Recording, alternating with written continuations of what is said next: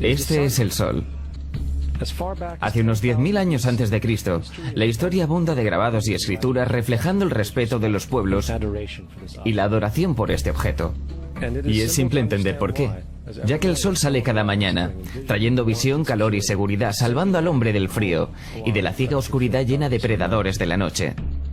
Sin él, las culturas entendieron que los sembrados no crecerían y la vida en el planeta no sobreviviría. Estas realidades hicieron al Sol el objeto más adorado de todos los tiempos. De la misma manera estaban conscientes de las estrellas. El seguirlas les permitía reconocer y anticipar eventos que ocurrían sobre periodos largos de tiempo, como los eclipses y las lunas llenas. A su tiempo, catalogaron a grupos celestiales, en los que hoy conocemos como constelaciones. Esta es la cruz del zodiaco, una de las más antiguas imágenes conceptuales en la historia de la humanidad. Refleja el Sol cuando pasa figuradamente a través de las 12 constelaciones mayores en el curso de un año. También refleja los 12 meses del año, las 4 estaciones y los solsticios y equinoccios. El término zodiaco se relaciona con el hecho de que las constelaciones fueron antropomorfizadas o personificadas como figuras o animales. En otras palabras, las primeras civilizaciones no solo seguían al Sol y las estrellas, los personificaban con mitos elaborados, incluyendo sus movimientos y relaciones. El Sol, con sus cualidades de dar y cuidar la vida, fue personificado como un representante del Creador no visto, o Dios. El Sol de Dios, la luz del mundo, el salvador de la raza humana. De la misma manera, las 12 constelaciones representaban lugares de viaje del Sol y Dios y eran identificadas con nombre, generalmente representando elementos de la naturaleza que se sucedían en el tiempo, como por ejemplo Acuario, el aguador, que trae las lluvias de primavera. Este es Horus. Es el dios del sol de Egipto alrededor de 3.000 años antes de Cristo. Él es el sol antropomorfizado y su vida es una serie de mitos alegóricos relacionados con el movimiento del sol en el cielo. Desde los viejos jeroglíficos en Egipto sabemos mucho sobre este mesías solar. Por ejemplo, Horus, siendo el sol o la luz, tenía un enemigo conocido como Set, y Set era la personificación de la oscuridad o la noche. Y hablando metafóricamente, cada mañana Horus le ganaba la batalla a Set, mientras en el atardecer Set conquistaba a Horus y lo mandaba al bajo mundo. Es importante notar que oscuridad versus luz o bien versus mal es una de las dualidades mitológicas más extendidas que se conocen, y aún se expresan en varios niveles hasta la fecha. En líneas generales, la historia de Horus es la siguiente. Horus nació un 25 de diciembre de la Virgen Isis Meri. Su nacimiento fue acompañado por una estrella en el este, la cual ayudó a 3 reyes a ubicar y adorar al Salvador recién nacido. A los 12 años era un niño prodigio maestro. A la edad de 13 años fue bautizado por alguien llamado Anub, y así empezó su ministerio. Horus tenía 12 discípulos que viajaban con él realizando milagros como curar enfermos, caminar sobre el agua, y además Horus era conocido con varios nombres como la verdad, la luz, el hijo elegido de Dios, el buen pastor, la oveja de Dios y muchos otros. Después de haber sido traicionado por Typhon, Horus fue crucificado, enterrado por 3 días y resucitado. Estos atributos de Horus, siendo originales o no, parecían filtrarse a muchas otras culturas del mundo, siendo que muchos otros dioses tienen la misma estructura mitológica general. Atis de Frigia, nacido de la Virgen Nana un 25 de diciembre, crucificado, puesto en una tumba y después de 3 días, resucitado. Krishna de India, nació de la Virgen de Baki, con una estrella en el este señalando su llegada. Realizaba milagros con sus discípulos y después de su muerte, resucitó. Dionisio de Grecia, nacido de una virgen un 25 de diciembre. Era un maestro viajero que realizaba milagros como transformar el agua en vino. Se lo llamaba Rey de Reyes, único hijo de Dios, Alfa y Omega y muchos otros. Y luego, después de morir, resucitó. Mithra de Persia, nacida de una virgen un 25 de diciembre. Tenía 12 discípulos y realizaba milagros y después de morir fue enterrada por 3 días y resucitó. También se le llamaba la verdad, la luz y otras muchas. Es notable que el día sagrado para adorar a Mithra era el domingo. El hecho es que hay numerosos salvadores de diferentes periodos de todo el mundo que concuerdan con estas características generales. La pregunta permanece, ¿por qué estos atributos? ¿Por qué el nacimiento de una virgen el 25 de diciembre? ¿Por qué muerto por 3 días? ¿Y su resurrección? ¿Por qué 12 discípulos? Para saber más, examinemos el más reciente de los Mesías solares. Y lo haremos muy rápidamente. Jesucristo nació de la Virgen María un 25 de diciembre en Belén. Su nacimiento fue anunciado por una estrella del este, la cual 3 reyes siguieron para ubicar y adorar a su nuevo Salvador. Fue maestro a los 12 años, a los 30 fue bautizado por Juan el Bautista y ahí comenzó su ministerio. Jesús tenía 12 discípulos que viajaban con él y realizaban milagros como curar a enfermos, caminar sobre el agua, levantar muertos. También era conocido como Rey de Reyes, el Hijo de Dios, la Luz del Mundo, Alfa y Omega, la Oveja de Dios y muchos otros. Después de ser traicionado por Judas y vendido por 30 piezas de plata, fue crucificado, puesto en una tumba y después de 3 días resucitó y ascendió al cielo.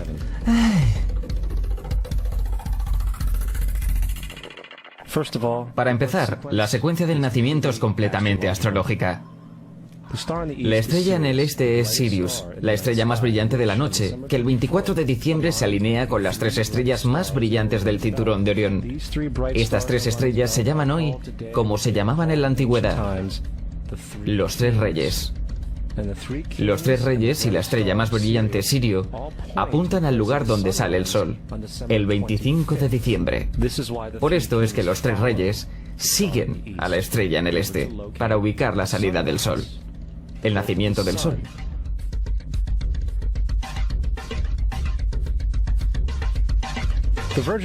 La Virgen María es la constelación de Virgo, también conocida como la Virgen.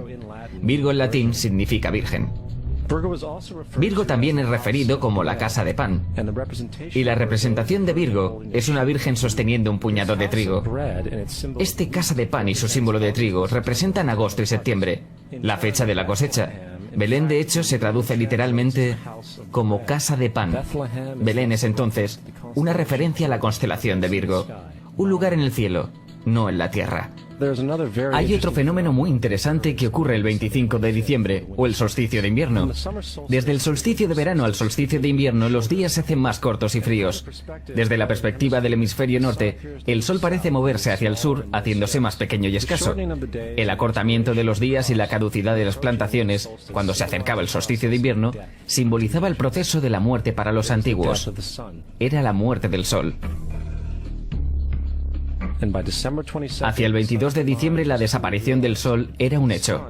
Habiéndose movido hacia el sur continuamente, durante 6 meses llega a su punto más bajo en el cielo. Aquí algo curioso sucede. El sol deja de moverse hacia el sur, al menos durante esta pausa de 3 días. El sol permanece cerca de la constelación Cruz del Sur, o Cruz. Después de ese tiempo, el 25 de diciembre, el sol se mueve 1 grado, esta vez hacia el norte, anunciando días más largos, más tibios y la primavera. Entonces se dijo, el sol murió en la cruz, estuvo muerto por 3 días, solo para resucitar o nacer nuevamente. Por esto es que Jesús y muchos otros dioses solares comparten la crucifixión, la muerte de 3 días y el concepto de resurrección. Es el periodo de transición del sol antes de cambiar su dirección hacia el hemisferio norte, trayendo la primavera y por consiguiente la salvación. Sin embargo, no celebraban la resurrección del sol hasta el equinoccio de primavera o Pascuas. Esto se debe a que en el equinoccio el sol oficialmente vence a la malvada oscuridad, cuando los días se hacen más largos que las noches y las condiciones revitalizantes de la primavera aparecen. Ahora, probablemente, el más obvio de todos los simbolismos astrológicos alrededor de Jesús sean los 12 apóstoles. Son simplemente 12 constelaciones del zodiaco, a través de las cuales Jesús, siendo el sol, viaja. De hecho, el número 12 se ve en toda la Biblia.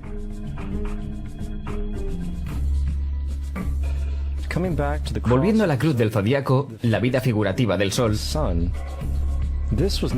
esto no era solo una expresión artística o herramienta para seguir los movimientos del sol. Era también un símbolo espiritual pagano, que resumido, se veía algo parecido a esto. Esto no es un símbolo de la cristiandad. Es una adaptación pagana, una adaptación de la cruz del zodiaco.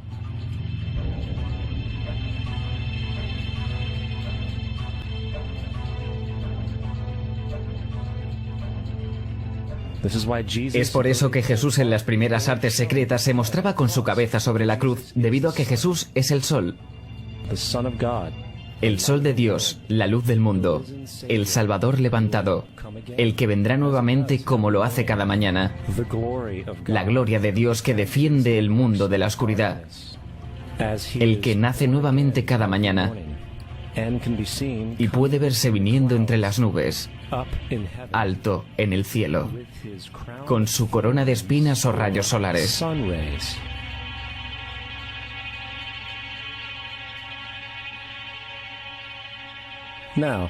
Ahora, de las varias metáforas astrológicas astronómicas en la Biblia, una de las más importantes tiene que ver con las eras. Por todas partes en el escrito hay numerosas referencias a la era. Para entender esto necesitamos estar familiarizados con el fenómeno conocido como procesión de los equinoccios. Los antiguos egipcios, así como culturas anteriores a ellos, reconocían que cada aproximadamente 2150 años, el amanecer en la mañana del equinoccio de primavera ocurría en un siglo diferente del zodiaco. Esto tiene que ver con el lento movimiento angular que la Tierra mantiene mientras rota sobre su eje. Es llamado procesión porque las constelaciones van hacia atrás de forma opuesta al ciclo anual normal. El tiempo que tarda la procesión en pasar por los 12 signos es aproximadamente 25.765 años. Esto es llamado el Gran Año, y las sociedades antiguas eran muy conscientes de esto. Ellos llamaban al periodo de 2150 años una era. De 4300 a.C. a 2150 a.C. fue la era de Tauro, el toro. De 2150 a.C. a 1 después de Cristo fue la era de Aries, el carnero. Y 1 después de Cristo a 2150 después de Cristo es la era de hoy, Piscis. Alrededor de 2150 entraremos en la nueva era, la era de Acuario.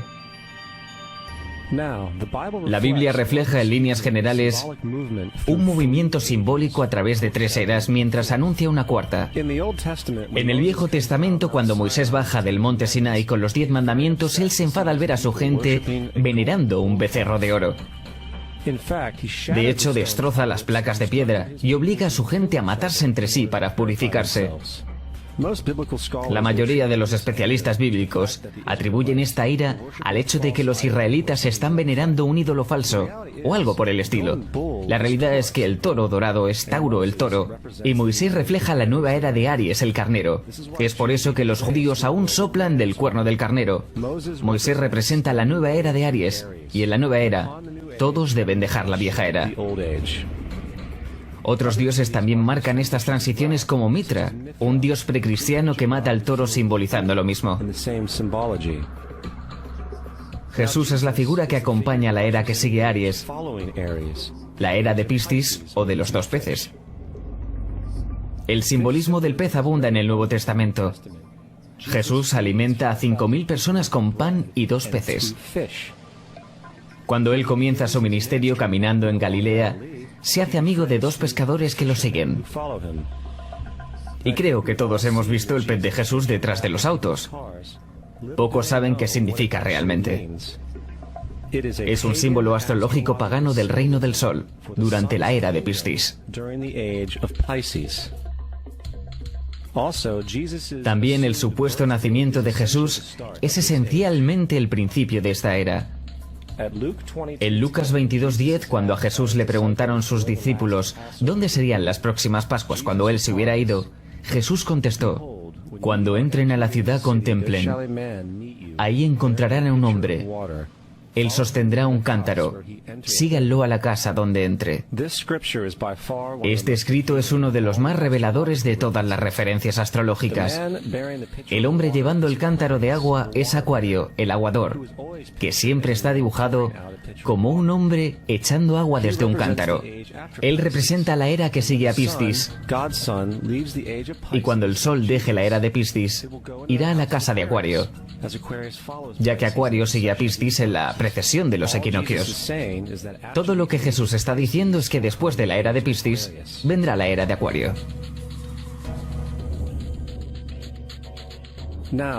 Ahora, todos hemos escuchado acerca del final del tiempo y el final del mundo.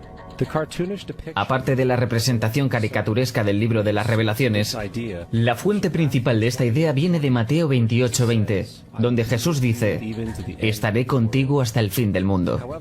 Sin embargo, en la versión del Rey James, mundo es una mala traducción, entre otras muchas malas traducciones. La verdadera palabra usada es aeón, que significa era. Estaré contigo hasta el fin de la era. Lo cual es cierto, ya que la personificación cristiana solar de Jesús terminará cuando el sol entre en la era de Acuario. Todo el concepto del fin del tiempo y del fin del mundo es una alegoría astrológica mal interpretada. Digámosle eso ahora a alrededor de 100 millones de personas solo en América que creen que el fin del mundo se acerca. Más aún, el personaje de Jesús como híbrido literario y astrológico es más explícitamente un plagio del dios del sol egipcio Horus. Por ejemplo, inscrito hace alrededor de 3500 años en las paredes del templo de Luxor en Egipto hay imágenes de la anunciación de la concepción de Inmaculada, el nacimiento y la adoración de Horus. Las imágenes comienzan con Tau, anunciando a la Virgen Isis que concebirá a Horus. Luego Nef, el Espíritu Santo, impregna a la Virgen. Y después el alumbramiento y la adoración. Esta es exactamente la historia de la concepción milagrosa de Jesús. De hecho, las similitudes literales entre la religión egipcia y la religión cristiana son asombrosas.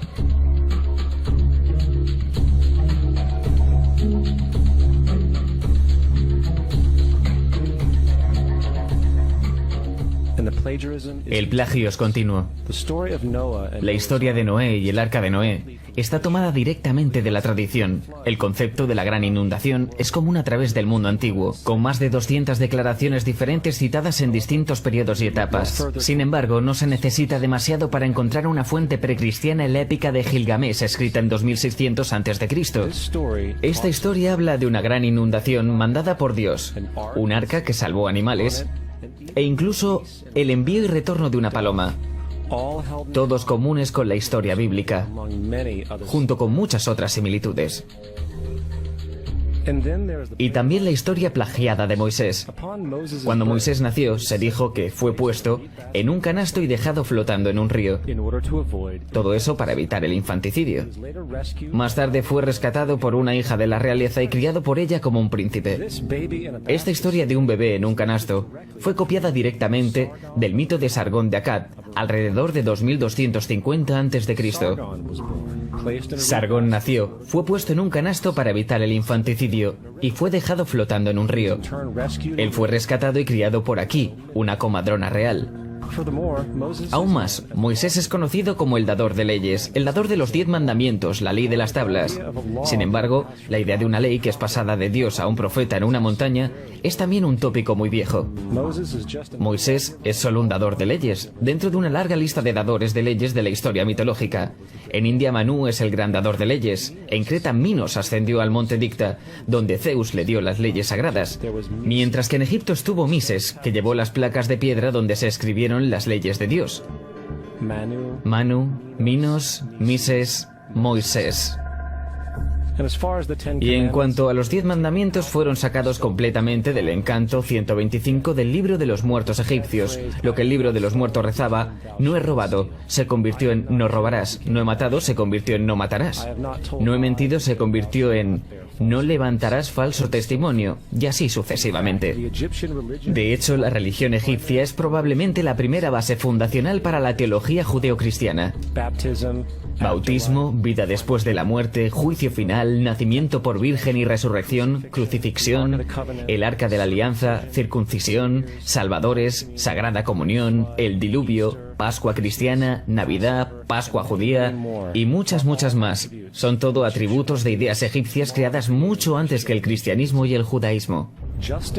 Justino Mártir, uno de los primeros historiadores cristianos y defensores, escribió: cuando decimos que Jesucristo, nuestro Maestro, fue concebido sin unión sexual, fue crucificado y muerto y resucitó y ascendió al cielo, no proponemos nada distinto de lo que crees con respecto a lo que estimamos sobre los hijos de Júpiter. En otro escrito, Justino Mártir dijo: Él nació de una virgen. Acepta esto. Junto con lo que crees de Perseo. Es obvio que Justino y otros cristianos antiguos sabían cuán similar era la cristiandad respecto a las religiones paganas. Sin embargo, Justino tuvo una solución. Según él, el diablo lo hizo. El diablo tuvo la previsión de venir antes que Cristo y crear estas características en el mundo pagano. Cristiandad fundamentalista fascinante. ¿Esta gente realmente cree que el mundo tiene 12.000 años? Realmente le pregunté a uno de estos tipos, ok, ¿y los fósiles de dinosaurios? Me contestó, ¿fósiles de dinosaurios? Dios los puso ahí para probar nuestra fe.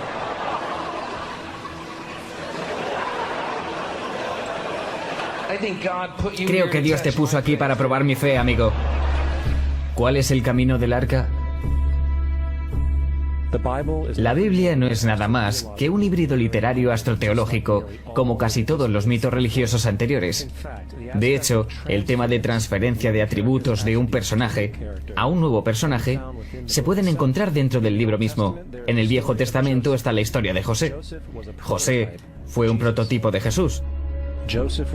José tuvo un nacimiento milagroso. Jesús tuvo un nacimiento milagroso. José tenía 12 hermanos. Jesús tenía 12 discípulos. José fue vendido por 20 piezas de plata. Jesús fue vendido por 30 piezas de plata. El hermano Judas sugirió la venta de José. El discípulo Judas sugirió la venta de Jesús. José comenzó su trabajo a la edad de 30 años. Jesús comenzó su trabajo a los 30 años. Los paralelismos siguen y siguen. Es más, ¿hay alguna referencia histórica no bíblica de alguna persona viviendo con el nombre Jesús, el hijo de María, que viajaba con 12 seguidores curando gente y demás? Hay numerosos historiadores que vivieron en alrededores del Mediterráneo durante o después de la supuesta vida de Jesús. ¿Cuántos historiadores documentan esta figura? Ninguno. Sin embargo, para ser justos no significa que defensores del Jesús histórico no hayan sostenido lo contrario. 4 historiadores son citados típicamente para justificar su existencia. Plinio el Joven, Sustenius y Tácito son los primeros 3. Cada una de sus citas consisten solo en unas pocas oraciones. Y solo se refieren al Christius o al Cristo, que de hecho no es un nombre, sino un título. Significa el elegido. La cuarta fuente es Josephus, y ha sido probada ser una falsificación hace cientos de años. Tristemente, aún hoy es citada como cierta. Es de suponer que un tipo que se levantó entre los muertos y ascendió al cielo delante de todo el mundo y realizó la cantidad de milagros que se le atribuyen, hubiera permanecido en el registro histórico. No lo hizo porque una vez que la evidencia es sopesada, hay una probabilidad muy alta que la figura conocida como Jesús no haya existido nunca. La religión cristiana es una parodia sobre la adoración al sol, en la cual pusieron a un hombre llamado Cristo en lugar del sol, y lo adoran como originalmente adoraron al sol. Thomas Paine. No queremos ser crueles, pero queremos ser objetivos. No queremos causar sentimientos dolorosos, pero queremos ser académicamente correctos en lo que entendemos y que sabemos que es cierto. La cristiandad no está basada en verdades. Encontramos que la cristiandad fue de hecho nada más que una historia romana, desarrollada políticamente. La realidad es, Jesús fue una deidad solar de la secta cristiana agnóstica, y como todos los otros dioses paganos, era una figura mítica. Fue el sistema político que buscó crear la figura de Jesús para tener control social.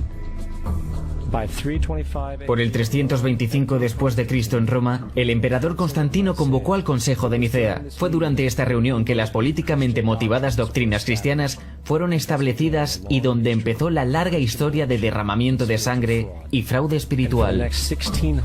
Y por los siguientes 1600 años, el Vaticano mantuvo un control político sobre toda Europa, conduciendo a periodos felices como la Edad Oscura, junto con iluminados eventos como las Cruzadas y la Inquisición.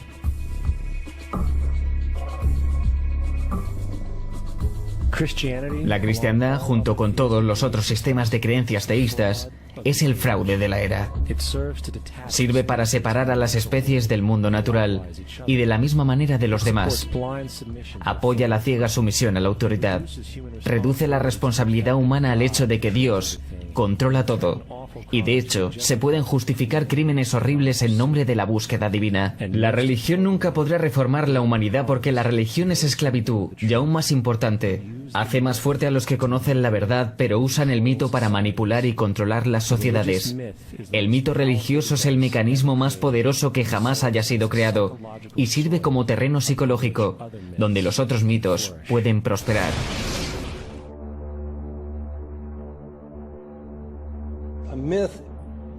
Un mito es una idea que, aun siendo popularmente creída, es falsa.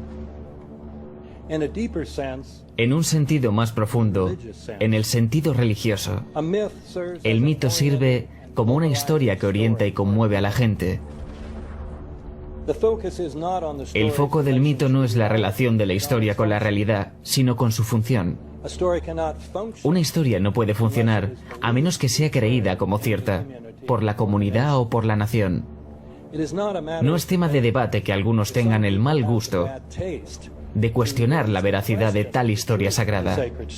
Los cuidadores de la fe no entran en debate con ellos. Ellos los ignoran o denuncian como blasfemos.